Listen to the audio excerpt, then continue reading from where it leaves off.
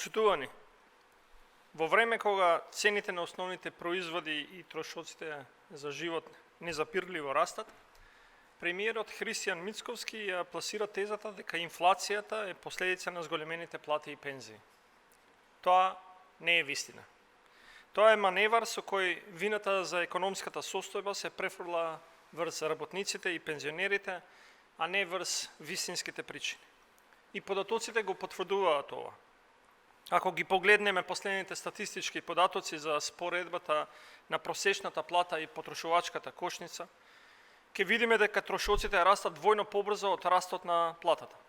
Вредноста на синдикалната потрошувачка кошница порасна од 61.855 денари во март на 63.908 денари во мај. Односно за 3 месеци имаме зголемување од 2053 денари. Во истиот период, просечната нето плата се зголеми од 44.763 денари на 45.796 денари. Односно, за 3 месеци се зголеми само за 1033 денари. Ако се погледнат и најновите бројки, разликата е уште поочигледна.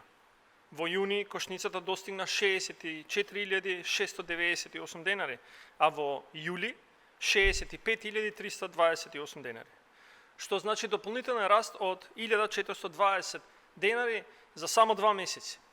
За истиот период нема податоци за просечната плата, но трендот од претходните месеци јасно покажува дека зголемувањето на платите е далеку побавно од растот на трошоците.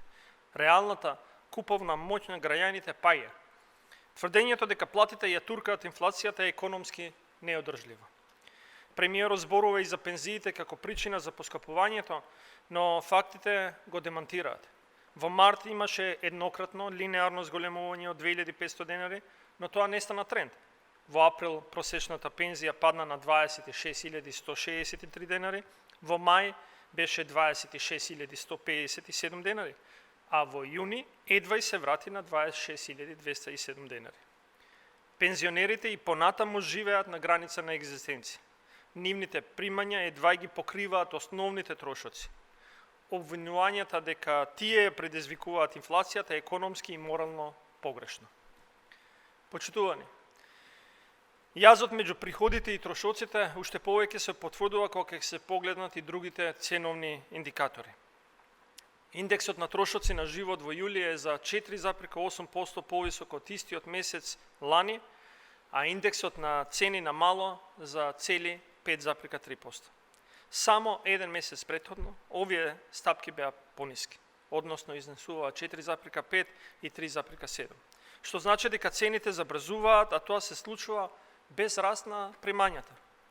Трендот на забрзување на цените уште појасно се гледа кај основните земјоделски производи, каде поскапувањето се најизразени и има директно влијание врз животниот стандард. Во јуни цените на растителното производство се зголеми за 22,2%, а на добиточното за 6,9%. Кај оделни производи растот е уште подраматичен. Пример, компирот е поскап за цели 56,7 денари. Житата и оризот за 25,5%. Зеленчукот за 23,9%. А овошјето и грозјето за цели 15,4%. И овие бројки се далеку од ефект на зголемени плати и пензии. Тие се резултат на нестабилни пазари, високи влезни трошоци и спекулативно формирање на цените.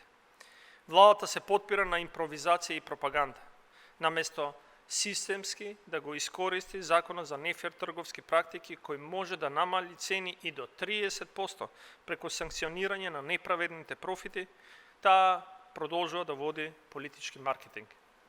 Состојбата во индустријата дополнително го потврдува ова.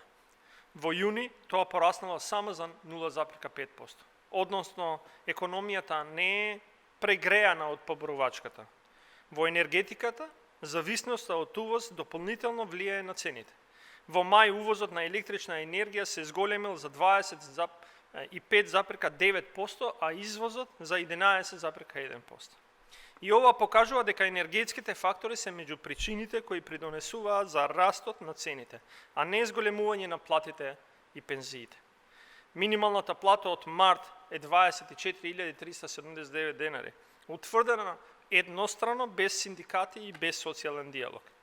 Зголемувањето за 1.800 денари беше донесено како политичка одлука, а не како дел од сеопфатна стратегија за подобрување на животниот стандард. Денес, за да се покрие синдикалната кошница од јули, потребни се речиси 2,7 минимални плати. Двајца вработени со минимална плата во едно семејство и пак ќе немаат доволно за месечните трошоци. Почитувани, цените во Македонија не растат затоа што граѓаните заработуваат повеќе.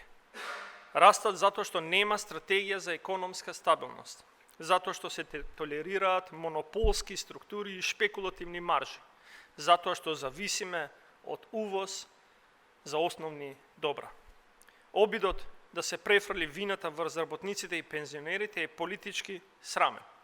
Македонија заслужува економија што ќе работи за своите граѓани, што ќе обезбедува стабилни цени, фер пазар и заштита на животниот стандард, а не изговори за сопствената неспособност. Ви благодарам.